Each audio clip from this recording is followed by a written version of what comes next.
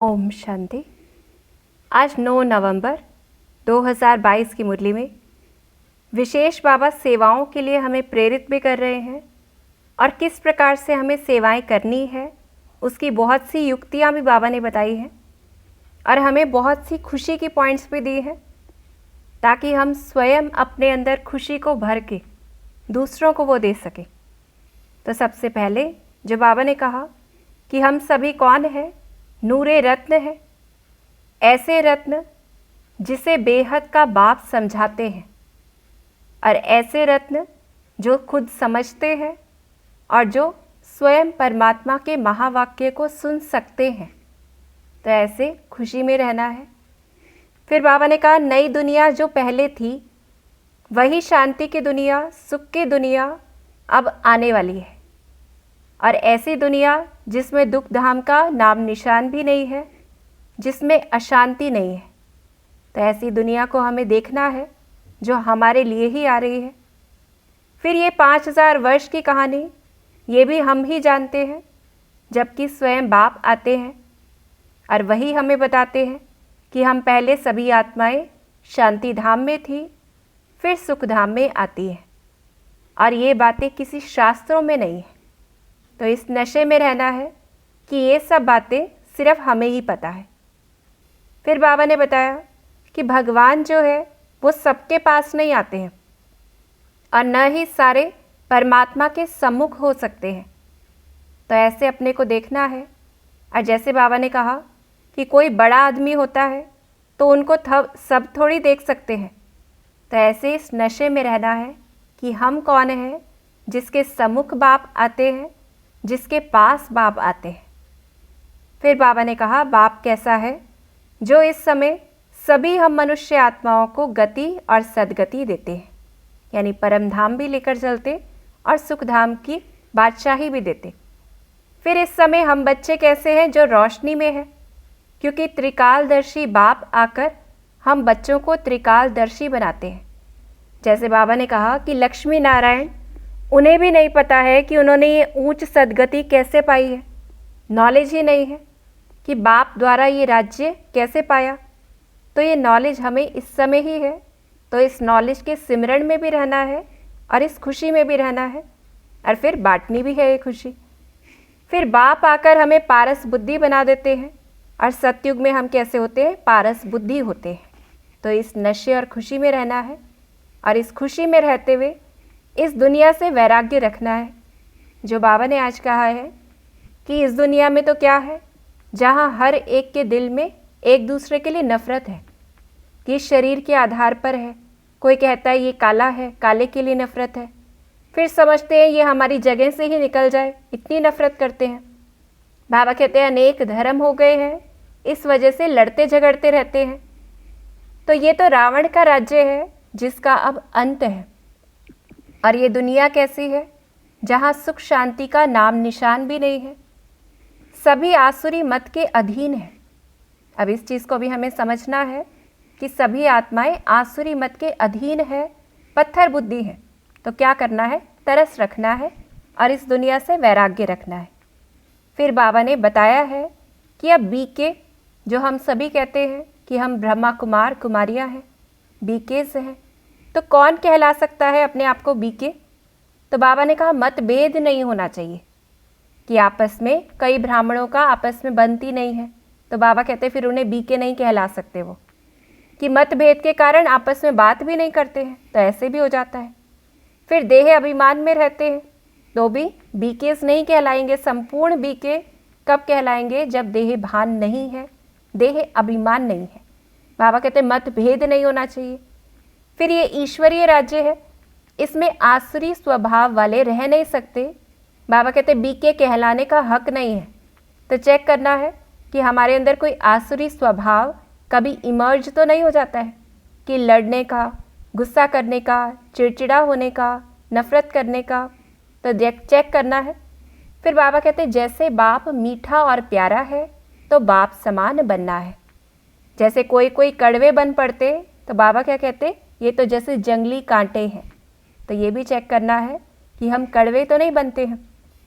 फिर जैसे बाबा ने कहा कि राम राज्य में जाने के लिए लायक बनना है, और बाप भी सगे बच्चों को ही सिखाएंगे। और सगे बच्चे कौन से हैं? जो बाबा कहते हैं जिसे बाप सिखाते और वो आगे फिर दूसरों को सिखाते। जैसे बाबा ने उदाहरण दिया कि बाबा का सबसे पहला बच्चा कौन है? ब्रह्मा है, और ब्रह्मा के बच्चे फिर हम ब्राह्मण बनते हैं। तो ऐसे बाबा कह रहे हैं कि इस समय बाप भी बच्चों से, कौन से बच्चों से बात करते हैं? जो सगे बच्चे हैं। फिर अब बाबा हमें तरीके बता रहे हैं कि जो खुशी हमने अपने अंदर भरी, जो ज्ञान हमारे अंदर है, और क्योंकि हम बीकेस हैं तो हमें दूसरों को भी कुछ कुछ चीज़ें बतानी है, अर्थ सहित समझाना है। और बाबा अनेक अर्थ हमें रोज़ बताते हैं। जैसे कि इस समय सबको दुख है, अब इस चीज़ को हम कैसे बताएंगे? बाबा ने कहा कि जैसे पुकारते हैं कि हे पतित पावन, दुख हरता सुख करता, लिबरेटर, यानी भगवान को पुकार रहे हैं कि आ जाओ। तो दुख सबको है, इससे ये बात सिद्ध है। फिर स्वर्ग को याद करती है दुनिया, तो इसका मतलब इस समय नर्क में है। और इस समय बुद्धि भी ये बात तो मानती है कि हम कोई हेवन में तो रह नहीं रहे, हम कोई स्वर्ग में नहीं रह रहे हैं। तो ऐसे सिद्ध करना है कि इस समय सभी दुखी हैं, और वो सुख का रास्ता समझाने वाला, बताने वाला एक भगवान ही है। फिर कहते हैं, दूसरी पॉइंट बाबा ने जो बताई, कहते हैं कि ईश्वर समझ दे। कभी भी ऐसा नहीं कहते ब्रह्मा विष्णु शंकर हमें मत दे। ईश्वर का नाम लेते हैं तो ज़रूर वो कोई ना कोई हस्ती है, फिर वो मत देगा तो ज़रूर आकर ही हमें देगा, कहीं से तो आएगा। तो यानी वो सर्वव्यापी भी नहीं है। फिर तीसरी चीज़ बाबा कहते हैं, ये लिखा हुआ है श्रीमद् भगवान उवाच, गीता में जो लिखा है, लेकिन उन्होंने कृष्ण का नाम डाला है। तो हमें क्या सिद्ध करना है कि भगवान तो कैसा है? निराकार है। और अगर वो निराकार है तो फिर श्री कृष्ण तो हो न सके। फिर जैसे बाबा ने कहा कि श्रीमत गाई हुई है, और जैसे कहा ईश्वर ही समझ दे, तो कहा कहते हैं कि प्रभु तुम्हारी गत मत तुम ही जानो, यानी जो वो गत या जो वो मति देता है वो भगवान ही जाने। जिस पर आज मम्मा ने भी बताया है और बाबा ने भी बताया है कि उसकी गत मत सबसे न्यारी है, तो ज़रूर उसे आना पड़े वो देने के लिए, वरना वो कैसे वो सदगति दे। क्योंकि गति क्या देते हैं? एक तो परम धाम में लेकर चलते हैं, एक स्वर्ग में लेकर चलते हैं, तो ज़रूर नई दुनिया स्थापन करते हैं उस मत से। तो सभी मनुष्य मात्र को बाप ही आकर गति और सदगति देते हैं। जिस पर मम्मा ने भी कहा कि ये महिमा जो है वो सिर्फ परमात्मा की ही है, और जब तक मनुष्य अपने अंदर से 5 विकारों को भस्म न कर ले, अपने कर्म जो है वो अकर्म ना बना ले, तब तक वो सुख मिल नहीं सकता है। तब तक जो परमात्मा जो गति देने आए हैं, या ये कहें जो जीवन मुक्ति प्राप्त करवाने आए हैं, वो मनुष्य प्राप्त कर नहीं सकते, या ये कहें जीवन का पूरा लाभ उठा नहीं सकते हैं, जब तक अपने विकारों को खत्म नहीं करे। और फिर बाबा ने जैसे बताया कि सर्व का सदगति दाता या सर्व का बाप एक ही है। मनुष्य आत्माएं आपस में भाई भाई हैं, बाप नहीं है, इस पर भी समझाना है। फिर जैसे विष्णु या शंकर, उनके बच्चे नहीं कहा जाता है, लेकिन किसके लिए कहा जाता है? कि ब्रह्मा के लिए कहा जाता है, कि ब्रह्मा के द्वारा ब्राह्मणों की स्थापना हुई। तो ज़रूर प्रजापिता ब्रह्मा में ही शिव बाबा आते हैं, उनके द्वारा सृष्टि रची जाती है। इस पॉइंट को हम समझा सकते हैं। फिर मम्मा ने जो पॉइंट बताई कि ओम जो है ये मंत्र कोई जपने या रटने का नहीं है, ये कैसा है? जो अपने जीवन में उतारने का है, स्वरूप में स्थित होने का है। तो उसके लिए क्या करना है? ओम मंत्र बोलने से शांति नहीं आती है। शांति कैसे आती है? जब हम अपने 5 विकारों को नष्ट करेंगे, ज्ञान और योग की वाश धूप लगाते हैं, बाबा के साथ जुड़ जाते हैं कि आत्मा की डोर परमात्मा के साथ जुड़ती है, और उस परमात्मा से हम शक्तियाँ लेते हैं, और वो सभी साधना स्वयं परमात्मा इस समय हमें सिखाते हैं। तो जब हम उसे अंदर धारण करते हैं, तब वो ओम मंत्र जपने से या उच्चारण करने से शांति महसूस होती है। लेकिन जब तक बाहर से कर रहे हैं, बाहर से सम्मेलन भी कर रहे हैं, लेकिन उससे क्या है? अशांति ही है। तो इस पर हमें समझाना है कि जपने से नहीं होगा, लेकिन धारण करने से होगा। फिर जो बाबा ने बताया कि सेवाएं अब हमें कैसे करनी है, कि सबसे पहले तो अच्छी तरह से समझाकर लिखवा लेना चाहिए, कि प्रदर्शनी में जो भी बात वो समझे फिर लिखवा ले।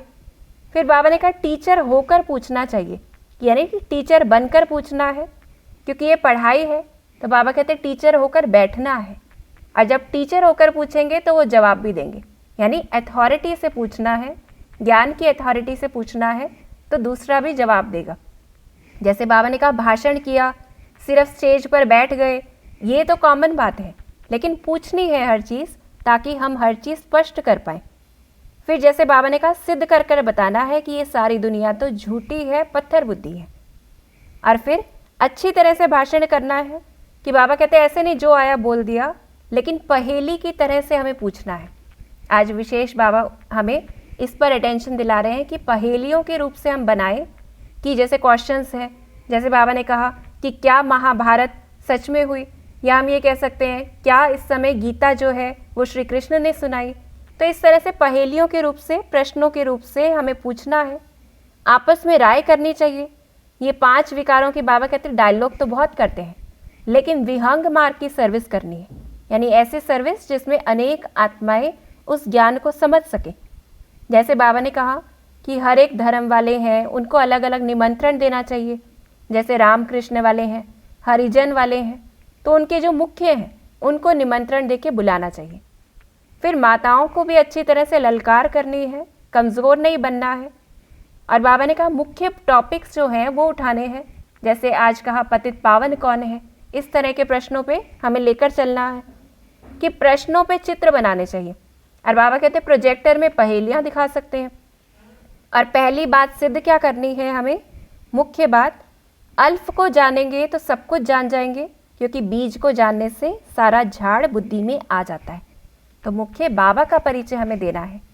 फिर जैसे बाबा ने कहा प्रश्न पूछ सकते हैं किस प्रकार से, कि पतित पावन कौन है, कि परमात्मा है या गंगा जल है। फिर अगर कोई कहे पतित पावन, कि भाई पतित पावन गंगा जल है, तो बुद्धि कहाँ जाएगी, नीचे की तरफ जाएगी। लेकिन पतित पावन बाप है तो बुद्धि ऊपर की ओर जाएगी। तो इस पे हमें बताना है कि भगवान के लिए हमेशा क्या कहते हैं, ऊपर वाला, कभी भी नीचे वाला नहीं कहते। तो पतित पावन कौन है, भगवान ही है। और जैसे बाबा ने कहा कि ज्ञान अमृत नाम सुना है, तो उन्होंने गंगा जल को अमृत समझ लिया है। तो ऐसे बताना है ताकि वो भी भटकने से छूट जाए। फिर पूछने हैं प्रश्न कि सर्व का सद्गति दाता परमपिता परमात्मा है या पानी की गंगा है, या ये पूछे कि पतित पावन बाप तो एक है या सर्वव्यापी है, इस चीज़ पर पूछना है। और अगर सर्वव्यापी है तो बाप कैसे हो सकता है, क्योंकि फिर वर्षा कैसे मिलेगा। तो इस प्रकार से बाबा हमें तरीके बता रहे हैं कि प्रश्नों के रूप से, पहेलियों के रूप से पूछना है कि बताओ पतित पावन ज्ञान का सागर गीता का भगवान है या श्री कृष्ण है। और फिर पूछना है कि भगवान किसको कहेंगे, इस बात पर भी हमें लेकर चलना है कि ज़रूर निराकार को कहेंगे। जब हम ये स्पष्ट कर दें कि सभी धर्मों में निराकार को परमात्मा माना गया है, तो गीता खंडन हो गई फिर तो। और अगर गीता खंडन हो गई तो सारे शास्त्र खंडन हो गए। तो ऐसे बाबा तरीके बता रहे हैं कि हमें बताना है कि एक शास्त्र के खंडन होने से, यानी गीता तो जो ऊंच से ऊंच है।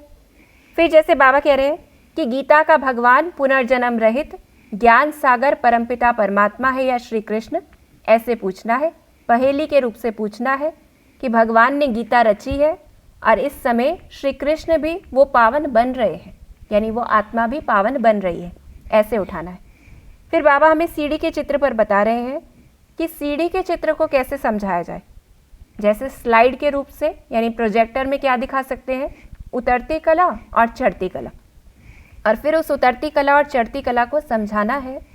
चढ़ती कला में क्या बताएंगे कि जैसे सभी आत्माएं मुक्ति को और जीवन मुक्ति को प्राप्त करती हैं, तो सभी का भला हो जाता है, यानी सभी की चढ़ती कला हो जाती है। फिर जब चढ़ती कला होती है तो सतयुग में कैसे होते हैं, पारस बुद्धि होते हैं।